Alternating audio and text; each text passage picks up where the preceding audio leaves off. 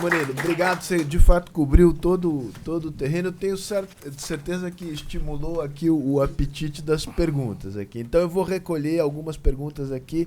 Vamos aqui tem 3 perguntas aqui. Começa lá na ponta e vem vindo aqui. Ó. Peço que as pessoas se identifiquem e façam perguntas concisas para a gente ter tempo. Oi, eu sou Virginia Arsa, sou representante do Banco Chileno BCI aqui no Brasil. Eu tenho uma pergunta em relação ao Open Banking. Tem contemplado a possibilidade dos bancos estrangeiros que operam desde branches no exterior com pessoas jurídicas aqui no Brasil, as entidades no exterior informar sobre, porque acho que se existisse essa possibilidade seria voluntário também, por não ser um banco estabelecido no Brasil, mas esses bancos no exterior poderiam informar sobre as linhas de crédito, as transações que estão fazendo com entidades aqui no Brasil? Murilo, vamos só pegar mais perguntas aqui e a gente volta aqui. Ali, Giovana, olha. Bom dia a todos, obrigado pela oportunidade. É Luiz Afran, eu sou perito, tá? A minha pergunta está focada em LGPD, tá?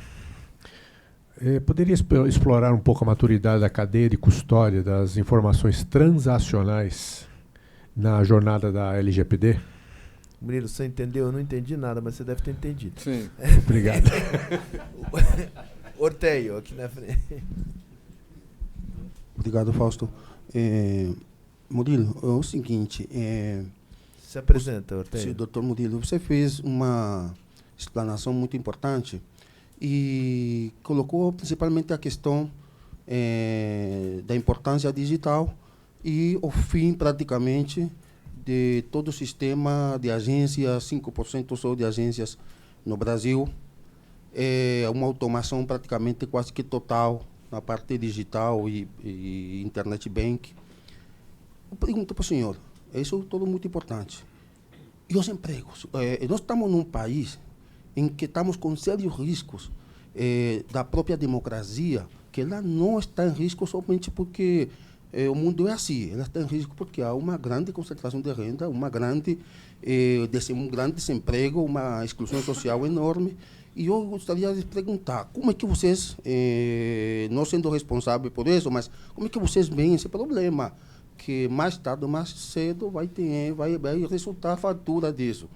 E o último, se o senhor estava falando com relação ao banco, agora finalmente, do Banco Central, se o senhor estava se referindo ao PROER, o programa do governo Fernando Cardoso, que foi muito importante para o saneamento dos bancos no Brasil e que melhorou praticamente a economia do país. Eu queria saber se o senhor se referiu, quando falou disso, na questão do papel que estava tendo o Banco Central com os bancos, os banqueiros que às vezes querem dar calote no Banco Central, se essa lei, se o PROER ajudou um pouco nisso. Olha, banqueiro não dá calote em Banco Central, senão ele deixa de ser banqueiro no dia seguinte. Mas pode ser responder essas? Bom, em relação a se bancos estrangeiros poderiam participar solicitando ou fornecendo formações no sistema de Open Banking, eu acho que isso não existe ainda em nenhum... não constou da consulta pública que o Banco Central fez. Não existe em nenhum outro país do mundo que está considerando o Open Banking, mas talvez seja uma evolução possível no futuro, né? Existe um grande problema, né, de que, na verdade, o sistema financeiro funciona de uma forma integrada, então, mesmo os bancos internacionais, né, eles estão presentes em vários lugares. Agora, o sistema de regulação ainda é nacional e o sistema de supervisão ainda é nacional, porque, embora os bancos vivam globalmente, eles morrem localmente.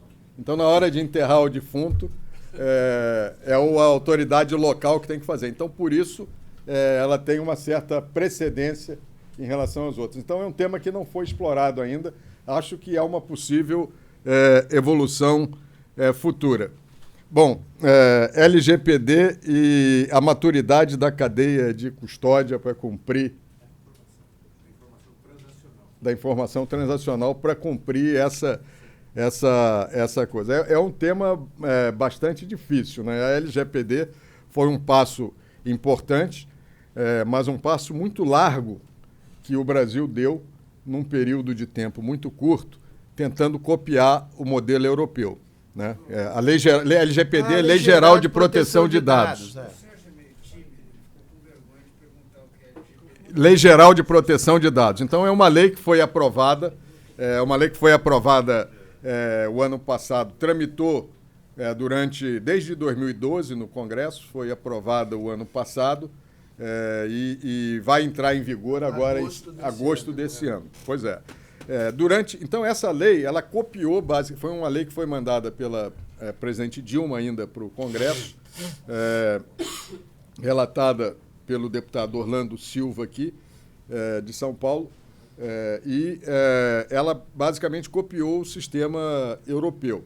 O sistema europeu, ele começou a evoluir na década de 90 e veio evoluindo aos poucos, e aí em 2010 eles fizeram essa lei para entrar em vigor em 2016. E nós não tínhamos nada no Brasil e resolvemos copiar esse modelo. Não sei se foi a decisão mais inteligente. O outro grande modelo que tem é o modelo americano, onde existe menos esse tipo de controle e que permitiu que todas essas empresas, que a Amazon, a Google, o Facebook e tal, que surgiram do nada e agora são as empresas que têm maior valor de mercado no mundo, né? Muito na frente dos bancos e tal. Não sei se nenhuma dessas empresas surgiu na Europa, todas surgiram nos Estados Unidos. Eu não sei se a lei foi uma reação a essas empresas, se essa lei tivesse existido nos Estados Unidos, se essas empresas teriam surgido lá. Então, eu tenho dúvida se a gente copiar o modelo americano, o europeu foi o melhor. Mas foi feito, a lei está em vigor. O setor bancário vai estar preparado para cumprir a lei. Os custos são gigantescos. Eu quero só dar um exemplo aqui. A Febraban é uma entidade sem fins lucrativos. Nós temos 147 funcionários só na Febraban e nós vamos gastar 10 milhões de reais para nos adaptar à LGPD. Já estamos nos adaptando. Contratamos consultoria, fizemos um manual, porque só para, por exemplo, a folha de pagamento que ele tem lá, os endereços das pessoas, os e-mails, você vai ter que pedir autorização às pessoas. Para cada uso da informação, você vai ter que pedir autorização à pessoa. E você não pode usar a informação que você pediu para um fim para outro fim. Então, por exemplo, aquele negócio que eu falei do Big Data, né, que, olha, tem aqui uma coleção enorme de dados que foi colecionado no passado para um fim inteiramente diferente. De repente, você vai lá varrer aquilo e tal, e aí descobre um monte de correlações, de segredos que estavam escondidos ali e começa a operar. Vai ser mais difícil agora. Vai ser mais difícil porque você tem que dar a autorização para um fim específico.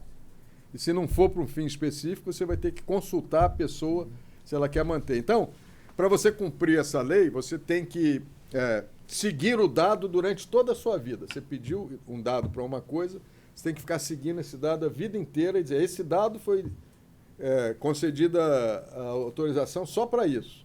E ele não pode se misturar com outras coisas. Vai ter um tracking. Então, eu acho que não tem ninguém quase preparado para cumprir essa lei aqui no Brasil, né? Os bancos estão, porque nós criamos uma comissão lá, a Febraban funciona sob a forma de comissão, criamos uma comissão de proteção de dados para cumprir a lei, né? E estamos nos organizando, todos os grandes bancos vão cumprir, mas vai ser Essa responsabilidade retroage, digamos, vocês concederam... Retroage. De pecado original, uma das sugestões que nós tínhamos feito é que isso valesse só daqui para frente, mas vai valer para trás também. Então, para dados que você pediram no passado, também que você tenha no passado... E você tem que acompanhar a cadeia, digamos, de transferência desse dado para frente, você cedeu para a empresa X. Não, você não pode ceder sem autorização do cliente. Sim, agora, autorização. Tem algumas coisas... Mas aí você transfere essa responsabilidade para eventual transferência futura, para ou uma espécie de teoria do pecado original. Não, você tem a responsabilidade solidária e objetiva. E você não pode transferir, tem um dos princípios lá na lei, que você não pode transferir para países que tenham uma segurança de dados menor do que a sua. Então, nós fazemos, por exemplo, comércio com países da África, né? E quando você faz um pagamento lá para uma importação, uma exportação, você tem que informar alguns dados do cliente. A conta bancária, isso, aquilo e tal, para fazer o pagamento ou para receber. Vai ter que ter uma autorização especial para fazer isso, né? Senão você não pode. E aquele dado, o cara tem que... vai ser bastante difícil o cumprimento. A agência que vai gerir isso ainda não foi criada, não há nenhuma outra regulamentação, só a lei. Nós estamos tentando nos adaptar, mas eu acho que vai ser um tema grande. Criação também de cargo de Chief Protector. Hein? Criação de um cargo. De Chief Protector. Isso é uma ironia ou é uma informação? É informação. Digamos, na empresa. Sim. Criou-se uma nova profissão. Vai haver uma litigância muito grande, porque é aquilo que eu já falei, né? Então vai haver uma litigância muito grande a respeito desse. Você está cumprindo, não está cumprindo. Você tirar a fotografia de uma pessoa, por exemplo, que entra num shopping, já teve problemas assim aqui, né? Já foi reportado na imprensa isso. Então, deixa eu passar aqui, fim das agências e o problema dos empregos. É lógico que nós estamos muito preocupados com isso. E isso não é um problema só do setor bancário, né? O setor bancário é o setor que tem o melhor track record de negociação coletiva com os empregados no Brasil. Então, nós temos 450 mil bancários no Brasil. Desses 450 mil bancários, cerca de 50% são sindicalizados. E há 30 anos, nós temos uma convenção coletiva de trabalho que abarca todos os bancários e todos os bancos, nacional, que é negociada pela FEBRABAN, em nome dos bancos. E nós negociamos com 258 sindicatos no Brasil inteiro que são vinculadas a todas as 8 centrais sindicais que funcionam aqui. É um sistema complexo, tem dado bons resultados. A nossa convenção é um livro desse tamanho, o salário médio, a remuneração média dos bancários é R$ 7.100, 3 vezes mais a remuneração média do brasileiro, que é 2.000 e poucos reais. Tem participação nos lucros, tem tudo que você imaginar de direitos sociais tem lá, e de direitos individuais, proteção à relação homoafetiva, tudo está lá escrito, e a gente funciona bem. E uma preocupação que os bancários sempre têm, e eu sento com os sindicatos nessas negociações, é com a tecnologia e os nossos empregos. E o que eu digo para eles? Eu digo, olha, essa preocupação que vocês têm, nós também temos. E o nosso negócio? Tem o seu emprego e o nosso negócio, né? Será que vai acabar? Só tem uma coisa que nós não podemos fazer, porque a história já mostrou que não dá certo no mundo, é resistir à tecnologia. Todo mundo que resistiu à tecnologia perdeu. A Kodak foi a empresa que inventou no mundo a máquina de fotografia digital. Mas ela era também a empresa que tinha o processamento de filmes. E aí eles pensaram lá, né? Eu vou canibalizar aqui um negócio que eu tenho, que é dos filmes? Não. Botou na prateleira a máquina digital e continuou com os filmes. O japonês foi lá, fez a máquina digital, se tornou líder no mundo e a Kodak faliu. Então, tem exemplos seguidos que você não pode resistir à tecnologia. O que você tem que fazer, né? Você tem que mudar o tipo de emprego e tem que mudar o treinamento das pessoas. Eu vou propor lá que a gente tenha cursos, aliás, já propus, mas ainda está em discussão, que a gente tenha curso para transformar o caixa num programador eletrônico. Essa é a única solução. Programador de computador. Não tem outra solução. Porque não adianta você manter as agências, nós ainda temos 21 mil agências. Hoje, só quem vai nas agências são as pessoas mais idosas. É um custo muito grande que a gente tem, né? São assaltadas, são explodidas e tal. Então, não tem jeito de você resistir a isso. Não é um problema do Brasil, é um problema do mundo. Não é um problema do setor bancário, é um problema de todos os setores. A gente não sabe direito como que isso vai evoluir, não sabe como isso vai ser resolvido, mas uma coisa é certa, não dá para resistir, a gente tem que se adaptar. Então, assim como os bancos estão fazendo, né, não está sendo fácil para os bancos também enfrentar a competição das fintechs, né? Mas as pessoas não querem mais agência, não vão mais nas agências. Os jovens não sabem o que é isso. Os meus filhos não sabem o que é um cheque. Eu ainda tenho talão de cheque aqui no bolso, mas ele não sabe que é um cheque. Uma relíquia. É uma relíquia. Então não adianta, pô. Você tem relógio? Você usa relógio também? Eu uso, porque agora eles dão as mensagens. O relógio é uma coisa que soube se adaptar. É um exemplo. Eu vejo aqui todos os WhatsApp. E tal, só aquela não, eu tinha um relógio suíço que eu ganhei do meu pai, que tinha ganho do avô, mas que está em casa, eu nunca mais usei, mas eu ainda uso o relógio, porque o relógio é um exemplo desse. Agora o relógio não mostra só os 2 ponteiros e que horas são, ele faz tudo. Às vezes, outro dia eu estava andando, tive uma queda, o relógio diz, você caiu.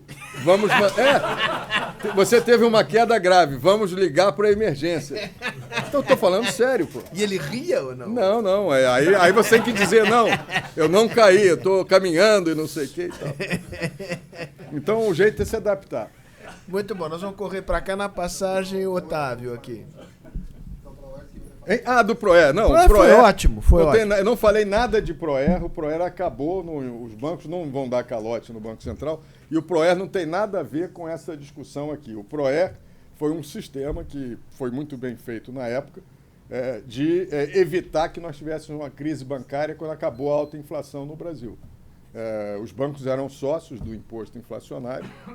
Por isso que tinha esse monte de agências, se desenvolveu aqui no Brasil. E alguns bancos foram à falência. E o Banco Central existe para não deixar a população ter prejuízo quando o banco vai à falência. Então, criou o Proer, e no Proer ele deu financiamento para os bancos que estavam mais sólidos comprarem os bancos que estavam com dificuldades para não dar prejuízo ao país e à população. E foi um projeto muito bem sucedido, mas não abordei ele aqui na minha apresentação e não tem nenhuma relação, a não ser com a parte final, talvez aqui da minha apresentação, que eu perguntei, né? Será que a tecnologia vai resolver todos esses problemas?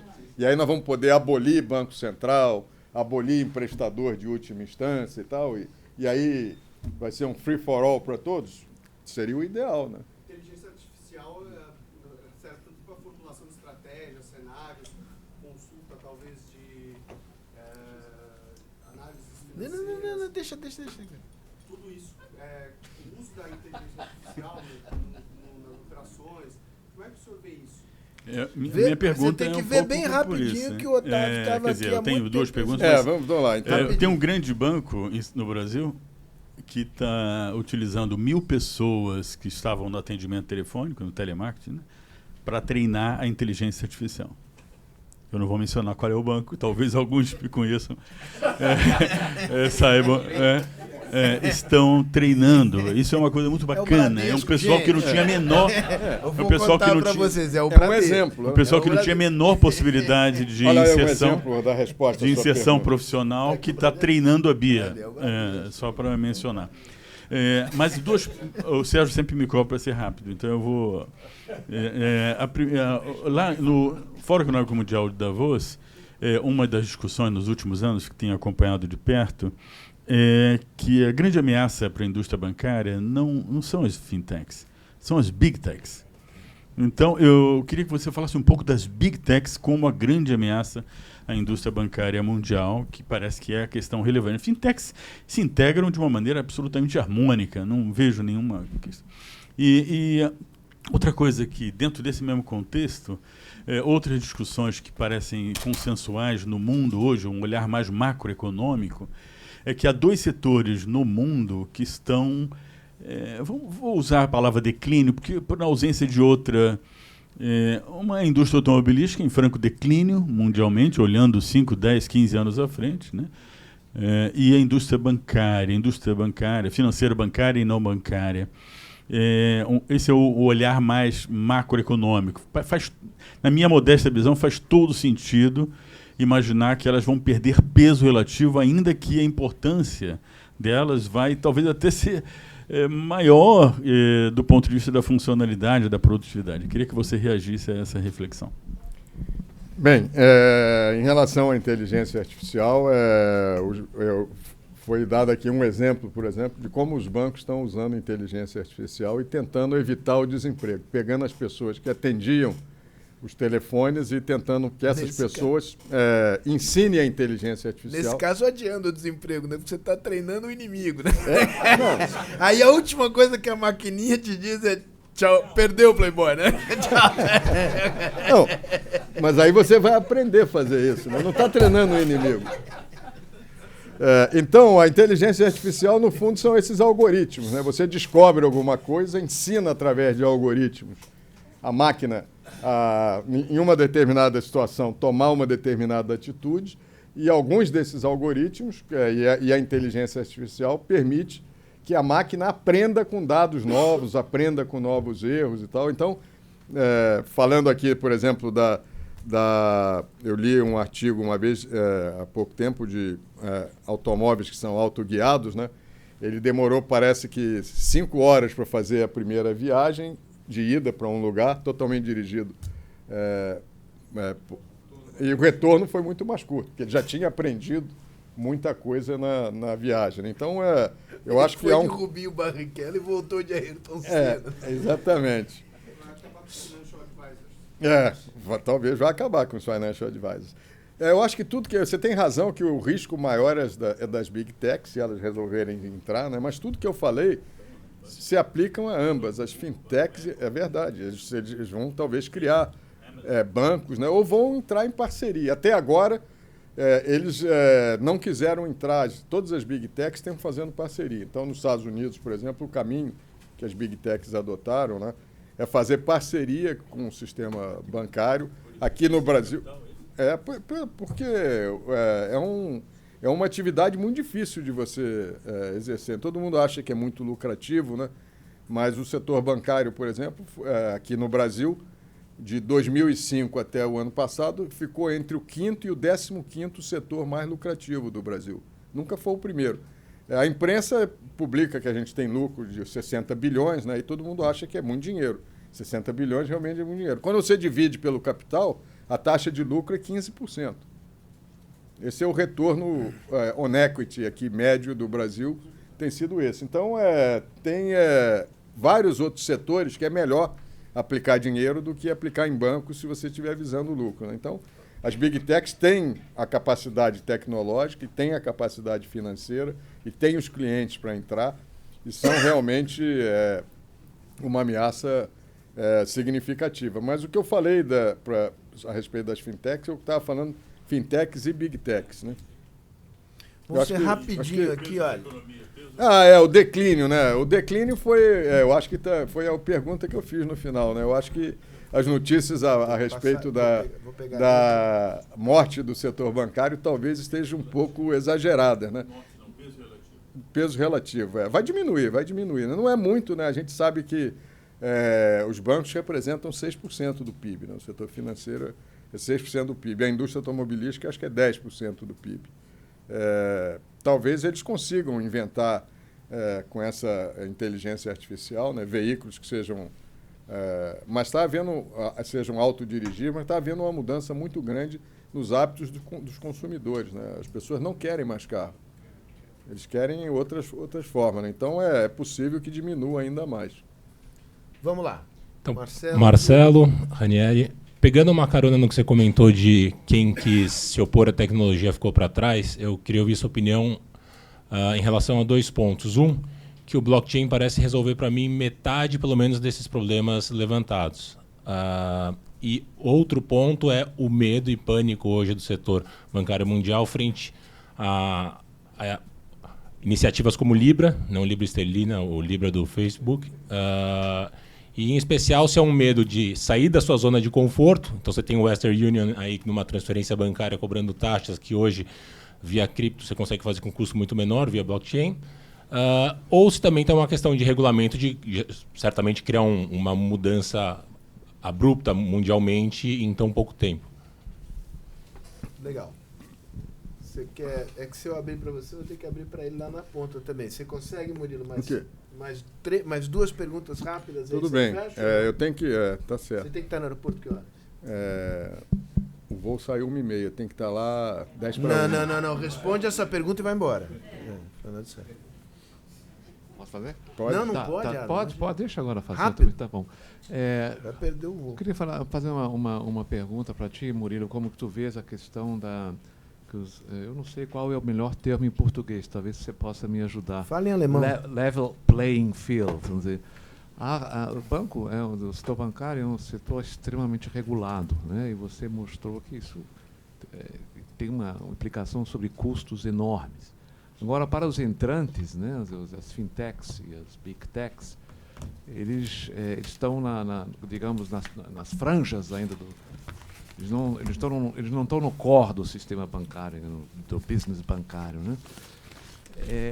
Como é que você vê esse desafio de garantir um level playing field, okay, para todos? Bom, deixa eu começar lá com a tecnologia, né?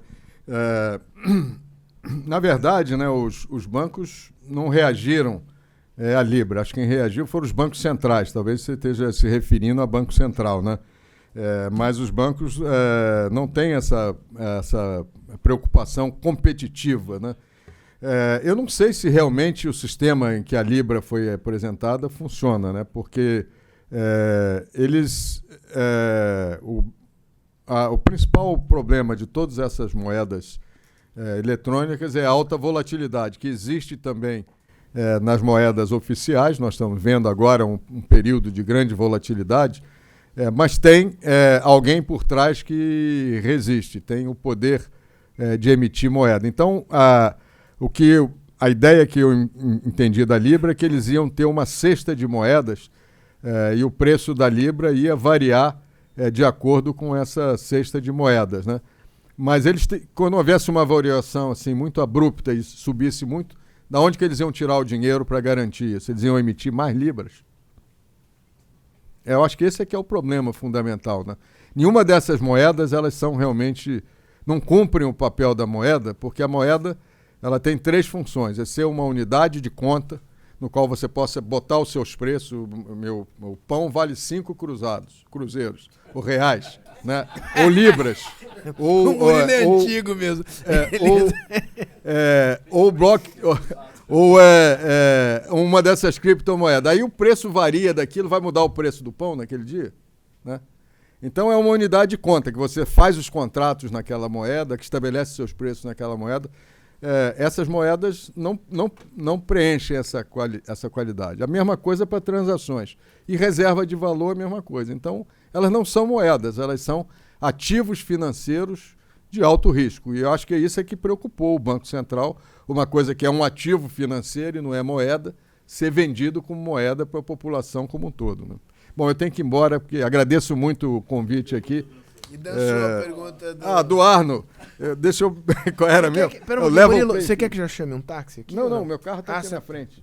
Tá bom. Aliás, na frente não, porque é impossível chegar carro aqui. Eu queria reduzir os custos da Febraban. Arno, depois eu vou telefonar para você para falar, que senão eu vou perder meu avião.